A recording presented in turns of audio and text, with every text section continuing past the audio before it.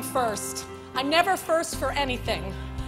And when that gun goes off at the Boston Marathon, I see 20,000 rear ends and the view never changes. Some of you have heard me say that 26.2 miles, that's the distance of a marathon, for me became what I call the distance of a lifetime. And I sincerely doubt, I know I never would have taken on running the Boston Marathon had I not been diagnosed with MS. And I wanted to see just how hard and how far I could push back at that diagnosis. Since then, I've come to define my life by what I call the 3 S's: self-discovery, serendipity, and a whole lot of stubbornness. Those 3 S's have shown me that my life with MS is far broader than I had originally expected, and the journey is not mine alone to take. There was the Boston City police officer who in the 2001 Boston Marathon told me to dig in when he saw me give up at mile 24. That policeman, without ever realizing it, set me on my path to what it has meant to have MS. Dig in. After that very first marathon, I was asked to speak at the American Neurological Convention. And after I spoke, I was invited out for dinner, sat at a table similar to the one you're sitting at now.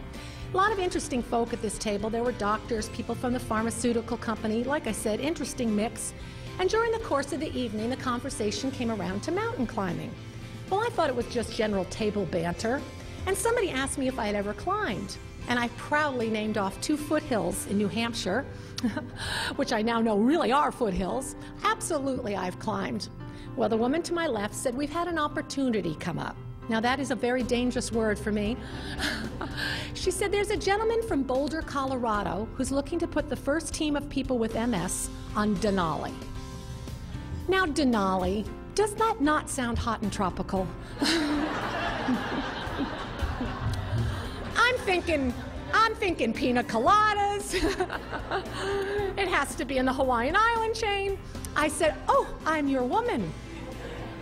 So anyway, weeks went by, didn't hear anything more about it. My curiosity is driving me crazy. And I called the woman back, and I said, Denali you mentioned, where is it? Alaska. Damn. It's gonna be cold. I said, that's funny, the only mountain I've ever heard of is McKinley. Same mountain. Oh, I said, wait a minute, you know those 2 I told you about? I think I was 10. I'm not even sure if I got to the top. She said, don't worry, if you're interested, we'll train you. It's your decision. And I decided this opportunity would never come to me again. I was not going to get a second chance to say, oh yes, I now want to do it. So that was the first. But more important than that was the mission of the climb. It wasn't set up as a fundraiser.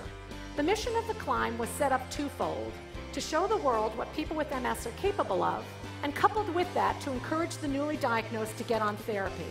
So with those 2 in mind, I decided I was going to do it, and I became the sole woman climber on a 7-man team, MS on Denali 2002.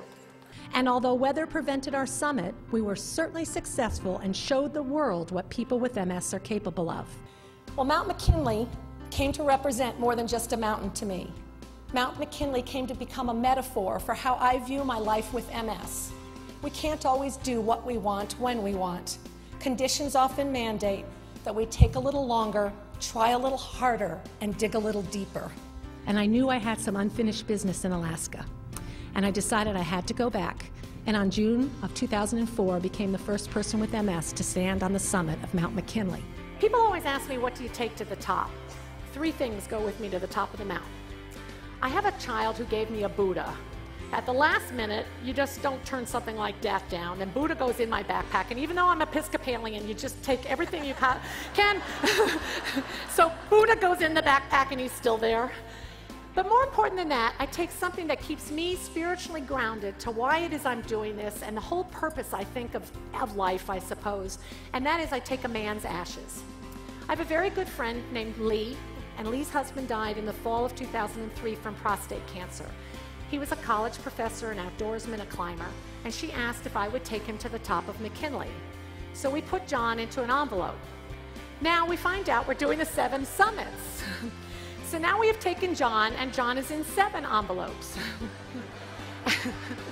John has been to the top of 6 of the 7 mountains, and he too is waiting to summit Everest. And John is wrapped in a flag. And that flag represents everyone who has helped me get to the top.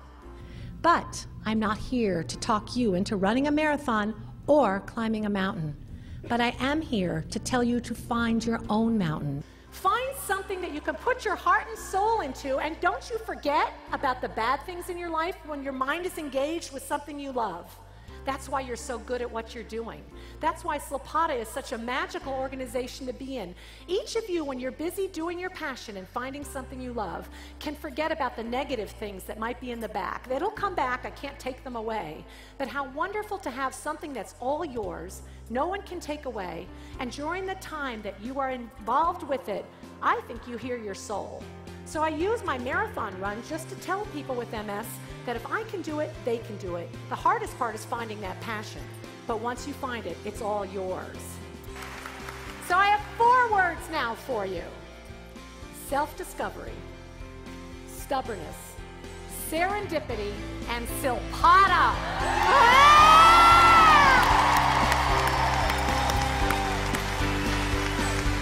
Slapata!